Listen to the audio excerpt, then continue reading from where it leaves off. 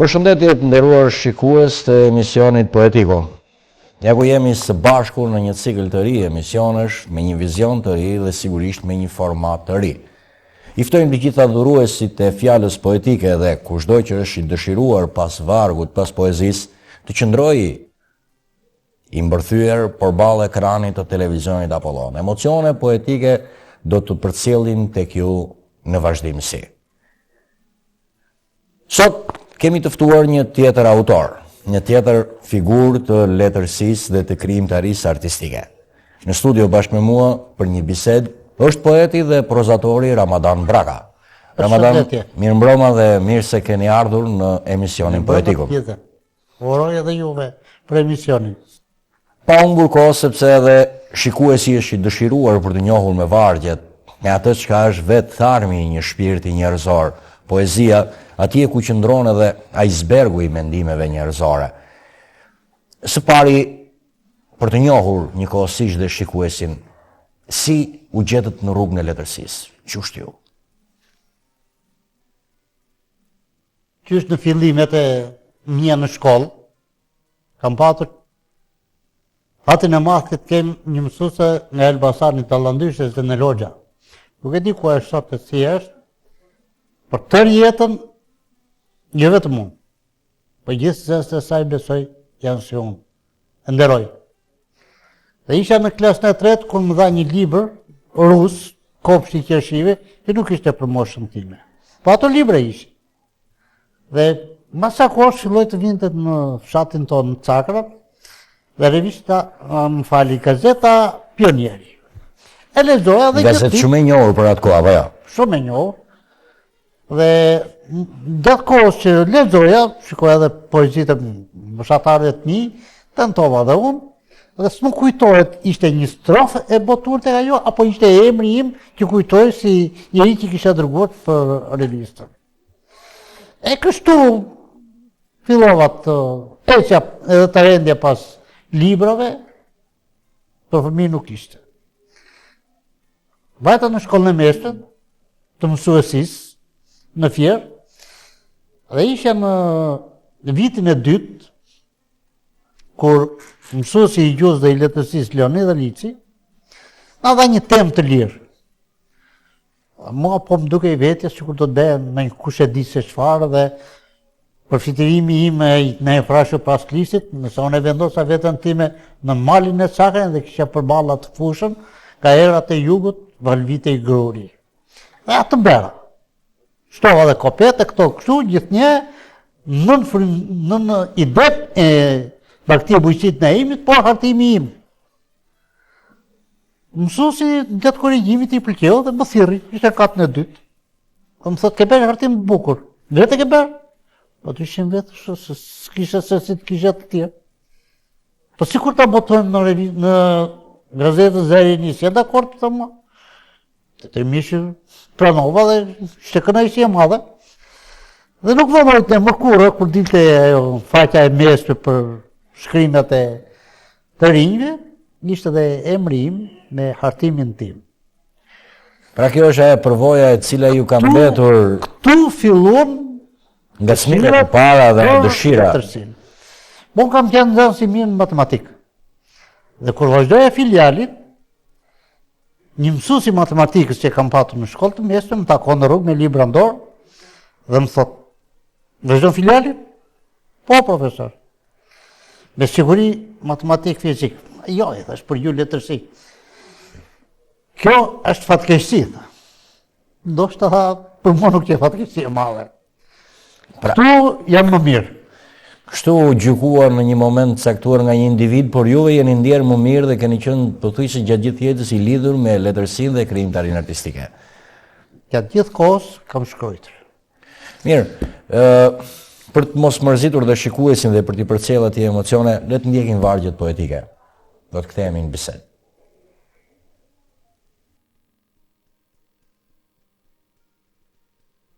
Unë dikur rrezatoja dritë. Nga bukuria dhe mirësit, mora furke drugës në rrugën ku rrahin dhit. Eca kështu natë dhe ditë.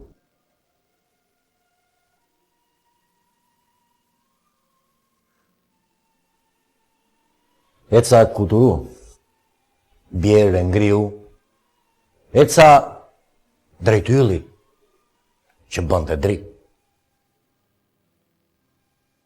Erdha deri këtu. E kam dashur dritën me gjithë shpirt, e kam dashur tokën gjithashtu.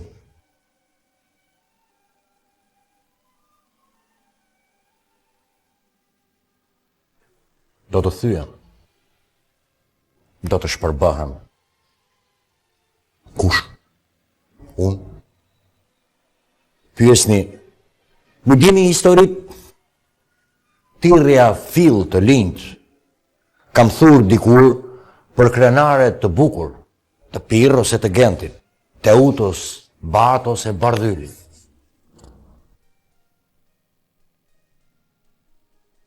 Ato të senatorëve të Romës, ato të gladiatorëve të arenave, dikur kam thurur. Si ky fill nga dorë e reshkur, pelerin kanë veshur.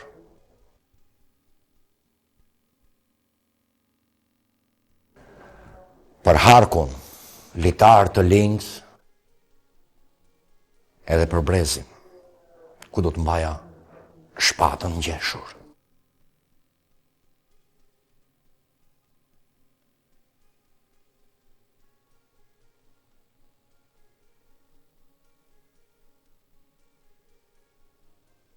Le të hymë pak sa më në thelb të këtyre vargjeve, bised me vetveten, një dialog, një monolog, të cilën gjithë secili autor, përsa kemi njohur nga bota letrare dhe krijimtaria letrare, ka një mesazh të cilin ai dëshiron ta përcjell. Por pyetja ime ka një tendencë edhe paksa biografike. Cila është ajo ngjarje e jetës tuaj që ju ka bërë më shumë përshtypje dhe duket sikur gjatë gjithë kohës ju kërkoni ta arrini për ta shprehur, në mendimin letrar edhe përsëri mbetet pothuajse e pashprehur, mbetet ai thelbi ose ajo thëmra e Akilit nëse do të shprehesha në mënyrë figurative. Unë jam munduar që në gjatë gjithë kohës, sidomos kur jam marrë me letërsi dhe me artin, nuk kam dashur të tjerë kush jam unë. Gjithnjë më ka ngacmuar jeta, gjerësia, thellësia e saj, hallet, problemet, gëzimet e njerëzve. Dhe këto janë ato për të cilat unë duhet të flas. Unë kam dëshirë të flas. Më duket sikur duke thënë ato fjalët e mia, do të sjell aty diçka ndryshim. Dhe ai që mund mos e ketë vërtet atë rrugën që duhet, ndoshta do reflektoj. Ky është qëllimi im. Të them edhe një gjë tjetër. Asnjë nga shkrimtarët nuk ka ushtri, nuk ka armë. Por ama krijuesi, shkrimtari, ngrihen masa të tëra pas atia. Ato veprojnë mbas edhe shumë shekujsh. Nuk do thotë edhe unë të ta kem këtë fat, do jemi tillë. Po përderisa të tjerë o ka ndodhur. Ndoshta do ta gjej një fjalë që të më kujtoj. Kjo ka qenë edhe nisja, si thosh, e të marrit me art dhe me letërsi. Për mua poezia është një pallat ëndrash. Shkallët për të njëjtë janë të rënda. Dhe unë në këtë shkallë do të njëjtë. Mirë. Do të ndjekim një biografi të shkurtër të përgatitur në studio e televizionit Apollon, duke u njohur paksa më gjërësisht me biografinë, veprat dhe pothuajse në tërësi me krijimtarinë e autorit Ramadan Braka.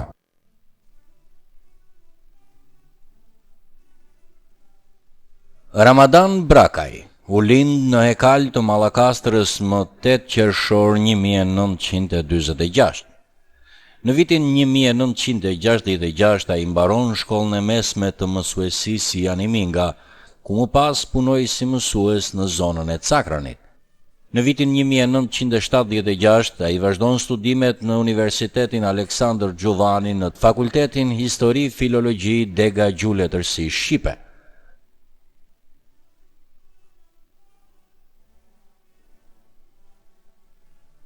Pas daljes së vëllimit të parë poetik Rrënjët, ai edhe pse më vones në kohë për arsye të ndalimit nga sistemi i mëparshëm, qëndroni lidhur ngushtë me fjalën artistike. Gjatë kësaj periudhe ai ka një aktivitet të ngjeshur ku fillon të shpalos karakterin e tij krijues në fushën e poezisë si dhe atë të prozës. Në vitin 2010 ai shfaqet para lexuesit fjerak me romanin Takimi tek shkëmbi i bufit, një roman i cili u prit mirë për lidhjen e tij të fortë me realitetin jetësor, duke evokuar periudhën e vështirë të diktaturës dhe peizazhin shpirtëror të trisht të kësaj periudhe.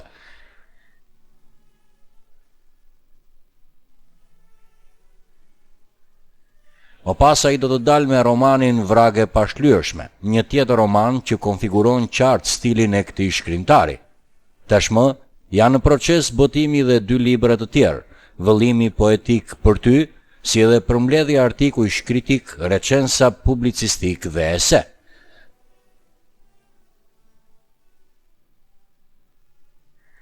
Ramadan Braka punon dhe krijon aktualisht në qytetin e Fierit.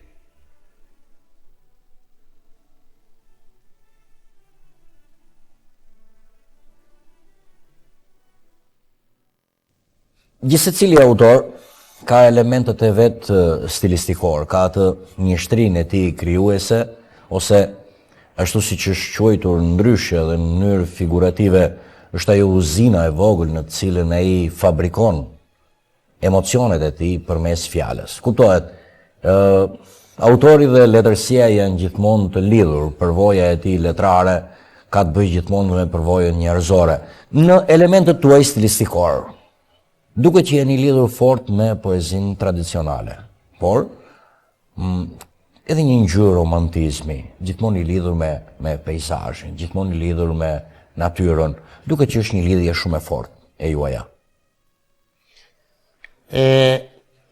Detyrimisht, ideja që unë do të përcjell, vendimi që unë do të çoj tek të tjerët, do të një formë, do të një mënyrë.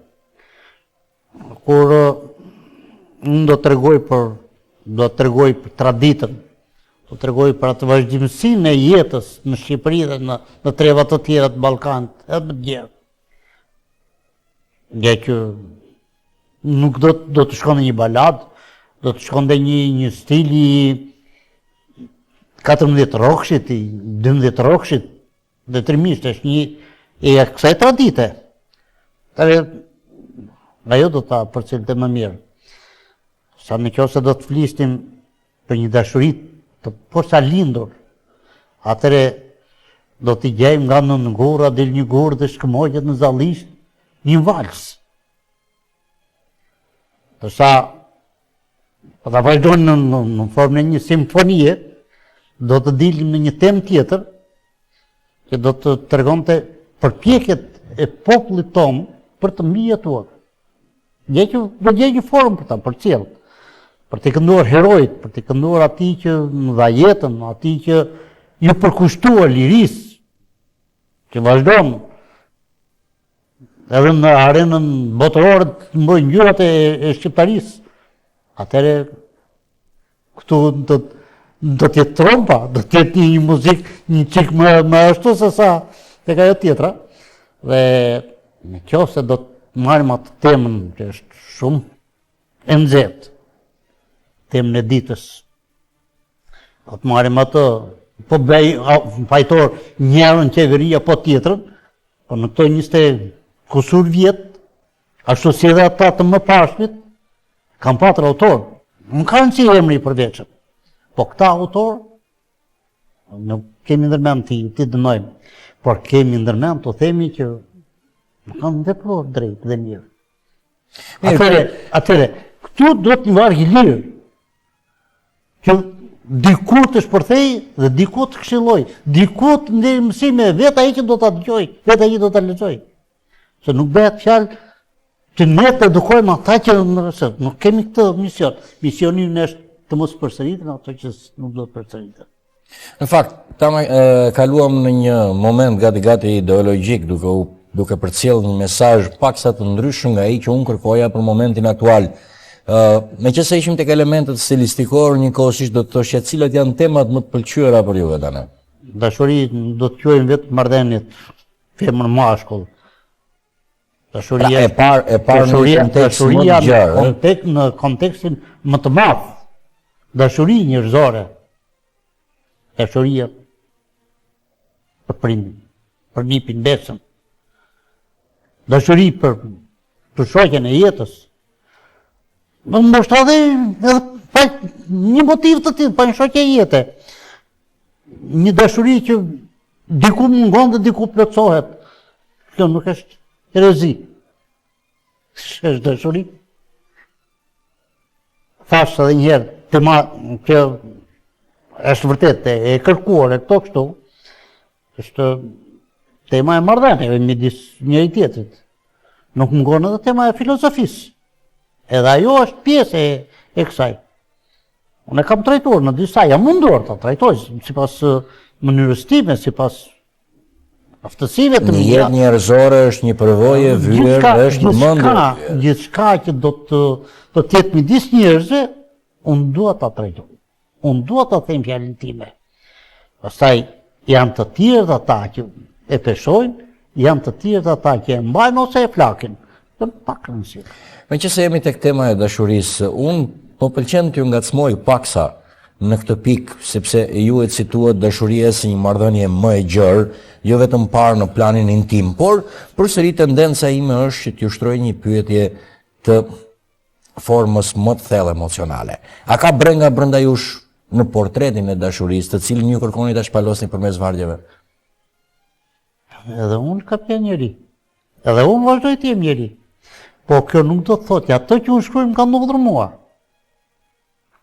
Është drejta e autorit dhe autori po nuk fantazoj, po nuk ndërtoj, është e kot. Nuk do të thotë që kjo ka një bazë reale tek unë. Sepse unë kam dëgjuar shumë dashuri të tjerëve që kanë përfunduar në dyrët e gjykatave. Kam shumë dashuri të tjera që e kanë marrë dhe e kanë çuar për probleme të tjera që s'kan qenë dashuri. Dhe unë këto nuk kam se si ti ana shkaloj, nuk kam se si ti le pa i futur, pa i them, pa i përcjell. Dhe kjo dashuri thash, ashtu si edhe gjithë pjesët e tjera. Në qoftë se do ta marrim në këtë aspekt, falje po ju ashtu, nëse do ta marrim në këtë aspekt që diçka që shkruaj, unë duhet ta njoh, duhet ta kem mjetuar, duhet ta kem provuar, atëherë nuk do kisha dot kaq jetë sa ti provoje gjitha ato që trajtojnë letërsi. E qartë, e bukur kjo gjetje. Mirë, le të njohim shikuesin e televizionit Apollon me vargjet i burgosuri im. Është një temë e dashurisë dhe të shohim se si e sheh portretin e dashurisë autori Ramadan Brakaj.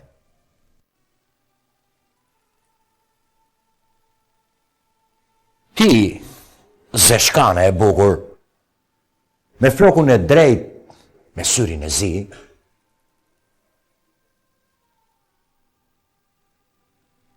sa do të doje sy kaltrit kaçurela, kokën t'ja mbështesje në gji. Por duhet grushti i zbrazur të kryqëzuara në pëqi. Ti, zeshkame e bukur, buzëqeshur dhe zemrën flori e pafajshme, e lindur në Rapës, Frashër, Sheqiste, Shkoz, Shqipëri, ku femra më ju zduhej, s'mundeje s'mendonte për dashuri.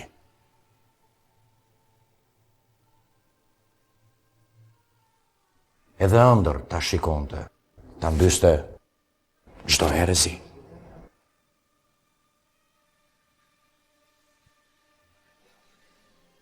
Ti, zeshkane e bukur. Furrë dhe furtun e ndesh burgosur në vetmi.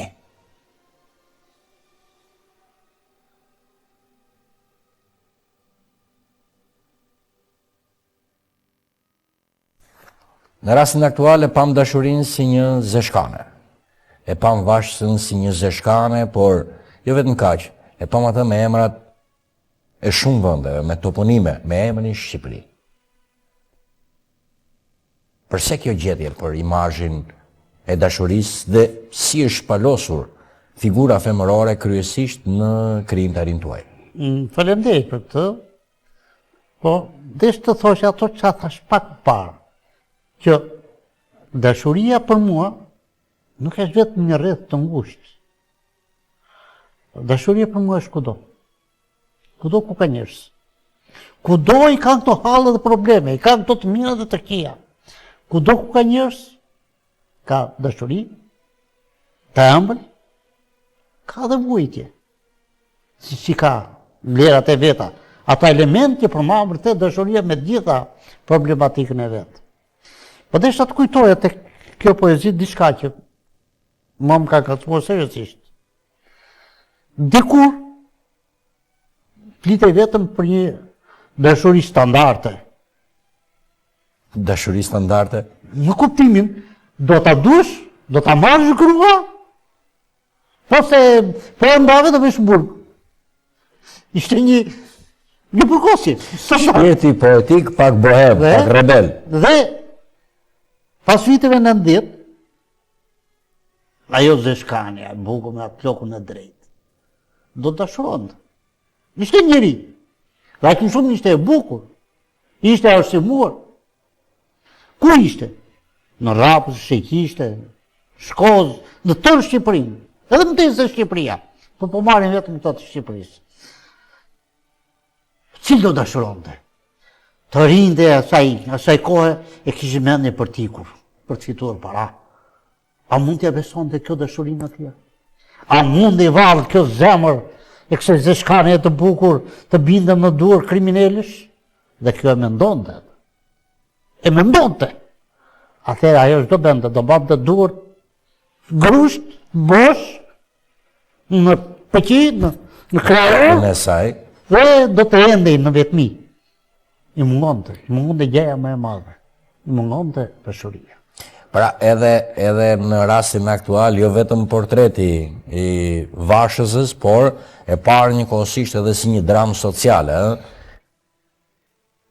Kryesisht në letërsi, autorët në krijimtarinë e tyre letrare gjejnë paralele midis figurave, ose shumë herë na pëlqen të shprehemi përmes simboleve të cilat i paracaktojmë në veten tonë, ose shndërrohen në simbole në veten tonë, simbole që na udhëheqin, simbole që na çojnë më tej.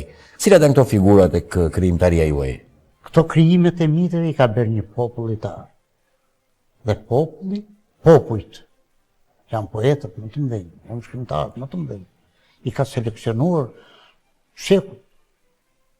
Disa shekuj.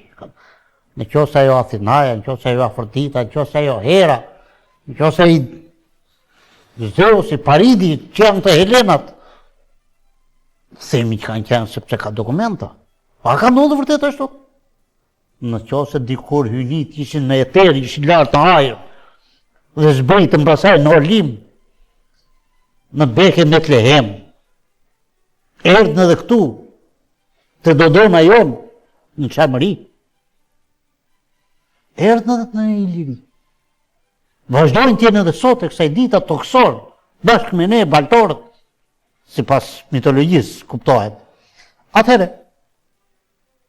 janë hynore. Vetë njerëzit e hynore. Përdesa Perëndia është futur në shpirtin e tyre, në trupin e tyre, në mendimin e tyre, edhe këta janë Perëndia. Mjafton që këta të hedhin hapat atje ku caktojnë si të tillë. Dhe në këtë aspekt, simboli është ky. Ai ka ardhur, pa është rritur. Ka gjethuar, ka lullzuar, ka ndryshuar. Është bërë unë e ti, është bërë të gjithë. Dhe të krijimet e mia pikërisht këtë do të kam. Ashtu si që kam kapur për hynorët, ndoshta edhe nuk kam ndërmend të trajtoj gjatë nga ana historike. Ato janë pjesë vazhdimësia e jetës dhe në të ardhmen. Nuk kam ndërmend të filozofoje të them tash që nesër do ketë një tjetër dashuri. Në asnjë mënyrë. Dashuria do të jetë kjo. Dashuria buron nga zemra. Dhe ata që do të vinë, do kenë zemër, po pa të zemër, do të kenë dhe dashuri. Po pa të mendjen, do të kenë edhe veprimin. Dhe këto janë të lidhura njëra me tjetrën. Në krijimtarin tuaj të re, pasi ju jeni dhe në prag të botimit të dy vëllimeve të reja. Vëllimi i parë me poezi, titulluar për ty, dhe vëllimi i dytë kritik dhe ese, recensa letrare të cilat ju i keni grumbulluar gjatë gjithë viteve dhe krijimtarisë tuaj. Mo bëri përshtypje dhe më ra me njëherë në sy poema Troja i Lire. Ishte paksa e çuditshme bashkimi i dy emrave, krijon një kompozit të re, krijon një fjalë të bashkuar, por me dy tema, të cilat martin një simbol të fuqishëm. Tu ka një ngacmim simbolik. Unë këtë ngacmim e kam marrë nga vetë populli. Sepse di që në marësi bëhet në një ditë të caktuar, më duket se është ditë e verës, se që kanë ata një ditë kështu të ujit, dhe vajzat, nuset e fshatit, shkojnë të qezo, të burimi, me veshje, me ashtu, dhe caktohet në i mira. Pra këtë sfilatin e sot e bëjmë në përskena, historikisht është zhvilluar në skenën natyrë, në jetë. Për në pjesa jugore e Shqipërisë, ka ndalë, kush do ditë të bësh shpejt, të shkon të burimi, të qezë, të mërë të ujë, dhe linde ati një shenjë. Një qik misra, një lula, një shenjë mjefton, që kishë ardhën para dhe u kishë lënë gjumin të tjere. Dhe pastaj, gratë, dilin me veshje nga më të ndryshme. Për të treguar kush ishte për e bukur, ashtu si burrat do të tregonin forcën në gjuhë e tij. Pra kjo traditë ka ardhur. E shoqëruar kjo edhe nga mendimi se në Shkodër, në liqen e Shkodrës, arkeologët kanë gjetur pjesë rënoja të një qyteti që është mbuluar me ujë. Ashtu siç është gjetur në Pogradec, ashtu siç është gjetur në Bregdetin e Jonit, që nga Vlora, po kryesisht në Saran, ke edhe në Imar, kanë gjetur disa pjesë nga të thenat, nuk e di me vite, se i kam ljuar edhe me vite, që ka ndodhur dhe tsunami, përmbytje, dhe aktualisht në botë kanë femra shqiptare që kanë zënë vend shumë të mirë dhe me medalje dhe kurora për bukuri. Dhe në qoftë se Afrodita nga Paridi mori kurorën e bukurisë, edhe këto vajza shqiptare sot e kanë. Pse jo Afrodita? Por ama këto janë sfidante të Afroditës. Dhe kjo nuk ka qenë sot, ka qenë në histori. Dhe thonë se kur ato bën mas Trojës, hynit u kthyen gati në tokësor, në jetën e tokës, dhe Afrodita pikërisht këtë, dhe bëjnë një jetë më thjeshtë se sa e hynive. Dhe ku dëgjoj që kishte edhe një femër tjetër që ishte më bukur nga ajo. Dhe ajo çmira e femrës, për të mos patur një tjetër më të mirë nga ajo, ndikoi edhe te kjo, edhe pavarësisht e hyni. Dhe mirë, mos të kalojmë në elementet simbolik. Do të bie shumë shkurt. Pikërisht në këtë kohë Afrodita shkon te orakulli i Dodomës. Dhe e pyet kush është më e bukur. Ai thot se është një vajzë në Iliri. Çmira e saj i tha djalit që ti dëgonte shigjetën të dashurohej me një që të humbiste dashuria, po ajo si u dashurua vetë, është ajo që keni parë. Do të ndjekim një fragment poetik të shkurtër nga poema Troja i Lire.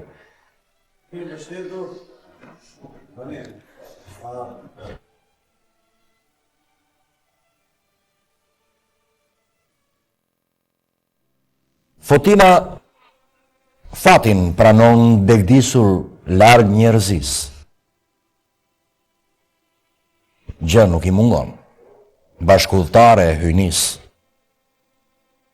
Jep në luks e arë, po mbërthyer prej vetmis.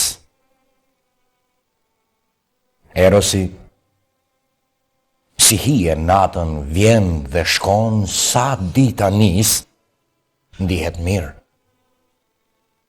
por shumë larg lumturisë.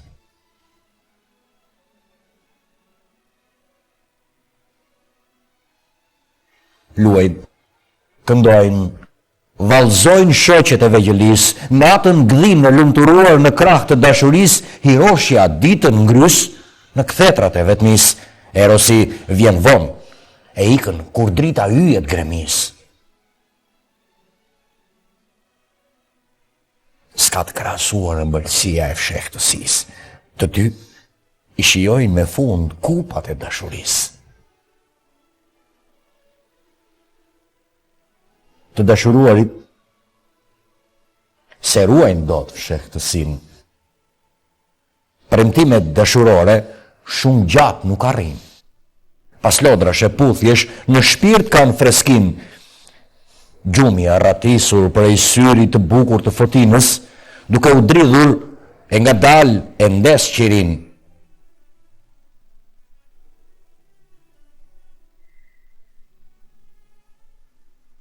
Fytyra e hyjnorit në gjumë paksa e djersir. Çmbante fshehur e mbuluar ajo e rësir.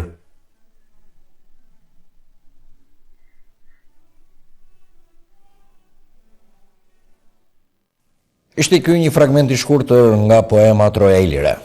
Juve jeni krijues si në prozë edhe në poezi. Është e natyrshme që unë të shtroj një pyetje, ku ndiheni ju më mirë, në prozë apo në poezi? Unë të dyja i kam pjesë që i përqej. Sepse secila nga këto do përcjell një ide. Kuptohet që ai ka është poezia. Ajo është më ashtu. Por ama mos të harrojmë se gjinia më e lartë, më e gjatë, më e madhe, është romani. Këtu gjen një figurë, gjen një personazh, e ve atë në pozicionet të caktuara, i jep jetë, i jep sprova, do të kaloj shumë vështirësi, shumë probleme, të cilat janë vetëm të mia, sepse nuk mund të jetë një tjetër. Dhe gjithë këto situata që janë krijuar tek romani, kam pasqyruar jetën, dhe gjithnjë janë në funksion të atij mesazhi të madh, të cilin unë kam dashur ta përcjell. Se si më kapet pas, se sa bëhet pjesë e jetës së tjerëve, është tjetër gjë. Por më duket se biseda ime më e mirë me lexuesin, më gjatë, më e shtruar, është proza. Pra duket që aty shpreheni më mirë, duket që aty juve e përkufizoni gjithë konceptin për botën dhe jetën njerëzore. Mirë, meqense jemi tek proza dhe ju keni një kontribut prej 3 romanësh, cili është personazhi më i dashur për juve? Personazhi që lë gjurëm tek juve apo që personazhi duhet largohen tek lexuesi. Sepse unë i kam krijuar. Çdo njeri nga ata më dhan. Biles tek një roman, te vragje pashlyeshme, për hir të situatës, të vetë problematikës që ishte, për vetë ngjarjeve dhe për ta çuar aksionin vërtet në një formë dhe më të ashtu, që puna trafikimi i qenieve njerëzore që ne kanë trajtuar në këtë roman, më duhet që të vrisja jo personazhi kryesor, po një nga personazhet. Dhe atë ditë, ju isha pa qef, po nuk dija se ku hidhja kemë, nuk hikja do të rrugës. Dhe duke ardhur tek një kafe, ja 2 shokë, më thirrën, nuk reagova me një, pastaj u ktheu aty më tha çka ka ndodhur. S'kam gjë. Ta thuaj se ti duket anë fytyrë që s'e mirë. E sot thashëm pres kushëllimin. Çka ke? Kam një personazh kryesor. Hidhe një 5 lekë atje se u pa kjo punë. Qeshëm, po mos vinte për qeshë se kisha varë një njeri. E qartë. Duket që ai ka jetuar fort brenda jush, ka jetuar me gjithë imagjinatën, me gjithë forcën tuaj krijuese, apo është edhe një pjesë nga vetja jote. Shpesh në romane, në krijimtarinë prozaike, ne vendeshim që kryesisht romanet kanë edhe atë ngjyrimin autobiografik, atë ngjyrimin biografik të autorëve. Dhe vetë autori ka një lloj shprehësie autobiografike. Faleminderit, Ganti. Unë nuk duhet të njaj kujt. E kam të merë, nuk mundem. Unë duhet jem unë. Një miri keq i jam, nuk më bën problem. Po të tregoj një të veçantë. Ishte puna tek shkëmbi i Bufit, romani, mbas 6 vjetësh burg dhe internim, prindërit do kishin vdekur, shkon në shtëpi dhe do të takonin. Dhe pikërisht bardha shkon tek varri i prindërve larg fshatit të saj, në Adriatik. Ata kishin të internuar, kishin kohë të kujdeseshin për vete, jo me për varrin e të tjerëve. Dhe ai që çoi tek varri, u tregoi varrin e nënës edhe të babait, mori një kostër dhe një lopat. Bardha nuk veponte. I kisha gjurë shumë që qaj në bje të fiktë, i vrandamarët, i hodhën ujë, e ngritën, i folën i ben, nuk më mbije një nga këto. Kjo ka qenë pjesët që më kalodhëm shumë dhe unë kam berë vetëm me 4 reshta. Bardha, jetë kohës që behej varri, jepe i forma varri, vetëm gjithë shumë lotë. Pasoj, kura i e mbaroj, kjo shkoj, qojtuf me lule, më shteti ballin dhe tha, o nëmë, erdha, varri u droth. Si pas mendimit tim, nëna e kishë pritur bijet, u shtrit vetëm ku erdhi e bija. Duke që ka një lidhje të fortë me legjendë dhe me kulturën popullore dhe juve dane e keni të ngjizur fort në shkrutin tuaj. Nuk dhe thoshe ata që aja mund. Pikërisht, nuk më ka detyruar kush të shkruaj. Në qoftë se unë nuk do të beja. Tu, që janë të mjet, ka të i bej. Nuk do ashtu. Mendoj më pas se ta besë, askush nuk ka thjerrur. Kuptohet, për hir të zgjidhjes artistike, për hir të motivit artistik. Mund ta ilustroni me një fragment të shkurtër nga libri Vrake pa shlyer. Vorin djalin të flinte. Bërit lajën ten, po dorët nuk i bindeshin. Shkoj të dhoma e gjumit. Besi i qetë, flinte. I bëhet se dikush të rriste, herë në emër të saj, herë në emër të besit. Po, pas 20 sekondave shtonte. Niku. Besi. Nik bes. Besnik. Tu dhe kokën me mbajti vesh. Asgjë. U qapit nga kravatin, u shtri, por pikërisht atë moment ju vesh që kur kërciti dera. U hath e rendi në koridor. Qetësi. Ashtu e vesh u fut në kravatin e bes. Mbyll syt. Një dritë jeshile shkrepi i ngjashme me rofen. Sa shpejt pas kështë qenë mendja e njeriut, të kisha thënë. Hidhu në krahët e mia do të shikosh se që ngjyra ma gjep se ka jeta. Jo duk se foli fustani. Ja hodhi tutje sikur t'ishe i në përk. Ku të gjesh? Në përk ka heth helmin i dhe ikën në saktat helmoj çdo që liz. Ato edhe minutat, sekondat. Helmojnë ajrin, edhe dritën e diellit ta helmojnë.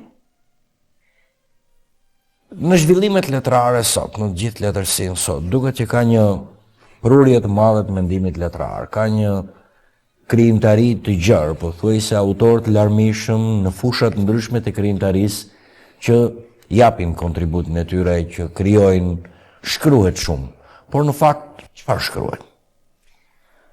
Unë këtë temë e kam trajtuar në shkrimet e mia, kam 2 shkrimet të cilat do dalin.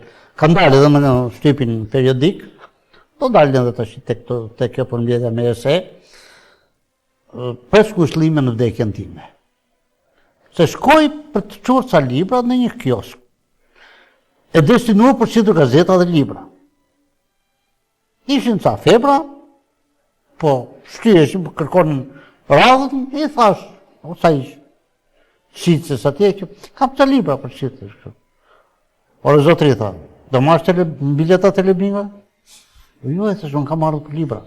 Të lutet dhe mos më pengo, tha, se këto po marrë bileta telebinga. Në thanë, ka vajtë gjiktu sa që unë pas ngushëllime. Vdekjen time, vdekjen e libri. Dhe një tjetër, po me këtë temë është e madhërishmja. Dhe do kujtoj. Para se të behen luftrat, behen shënime, skisat, llogaritjet, dhe quhet libër. Para se të dalë televizori, janë bërë llogaritjet, janë shkruar qarqet, janë ndërë në letër, është bërë libri. Para se të bëhet raketa, është bërë libri. Zotëri, libri është më i madh se raketa. Është më i madh se kompjuteri.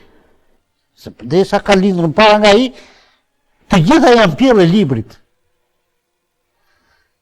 Por, ashtu si që ka doktor shkencash që e blejnë, pa vajtë asnjëherë në prodhim, ashtu ka dhe shkrimtar. Nuk do të kujtoj emrat përveç, nuk ka rëndësi, sepse ata i ka seleksionuar tjetër kush. Por ama ka para, pa mbarur klasë të 4, bën libra, në njëri qurën dhe romane. Dhe i bën dhe reklam. Ç'mendim keni për kritikën sot? Doktorët e shkencave të mirë fill kam pak kohë të merren dhe të gërmojnë në të gjithë dojtë dhe fjalë për mua. Kritika po merret me të mëdhenjët. Doktorët e shkencave ose kritikët e kanë më kollaj të merren me ata që njihen e kanë emrat e tyre sepse sigurojnë edhe suksesin. E të mira është që të qëmtohet letërsia. Kudo që ka të tillë, kjo do të ishte kritika e mirë fill. Nuk është puna për nxjerr njërin apo tjetrin, por edhe atje ku ka një sidomos fjeri që shquhet për një lëvizje të madhe të kësaj, dhe them kjo edhe nga të tjerët, do të ishte mirë që edhe kjo të marri rrugën e duhur dhe ndoshta këto që fjalë që themi të tilla që janë e orientuar dhe e motivuar. Kuptohet, biseda për kritikën letrare është e gjerë, është e pasur dhe sigurisht ne mund të bisedojmë me orë pafund, por ndërkohë kemi edhe shikuesin në krahun tjetër, në skajin tjetër të ekranit, i cili është i dëshiruar për të marrë emocionet poetike. Do të ndjekim vargjet e poezisë Metastazat e frikës.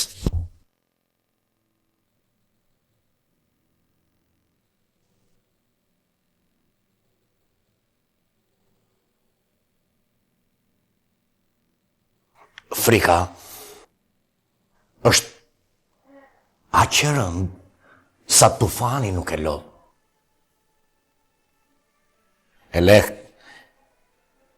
ikën si era, hije që këdo mbulon.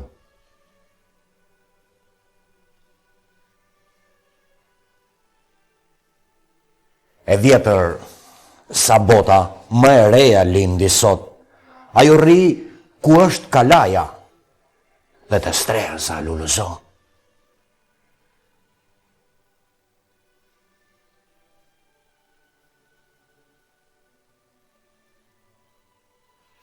Prometeu frikën për buzi i mbërthyer në vargonj.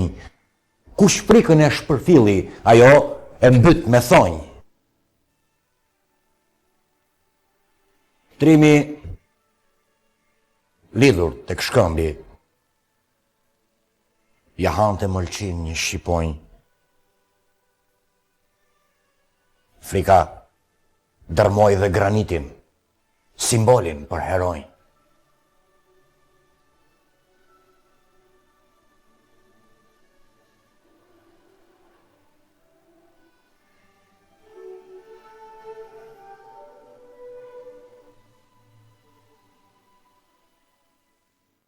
Do ta përkufizonit veten si poet i natyrës, i peizazhit, si poet romantik.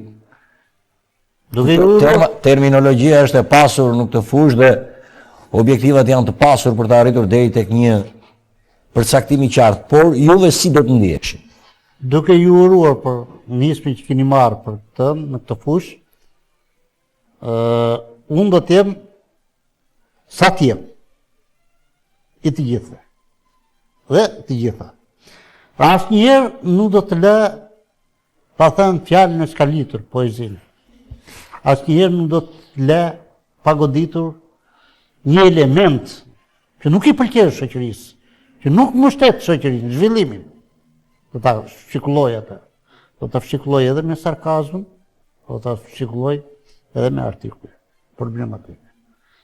Unë nuk hej do kurrë nga peizazhi. Ju urojmë suksese në krijimtarinë tuaj në vazhdimsi. Ju faleminderit dhe ju dhe gjithë mirat. Shikues nderuar, erdhëm në minutat e fundit të emisionit Poetikum. Në studio, bashkë me ne sot ishte poeti dhe prozatori Ramadan Braka. Ramadan, ju falenderojmë që ishit prezent në valët e televizionit Apollon dhe në emisionin Poetikum. Ju urojmë suksese në krijimtarinë tuaj në vazhdimsi. Ju faleminderit dhe mirupafshim. Shikues nderuar, mirupafshim në emisionin e ardhshëm.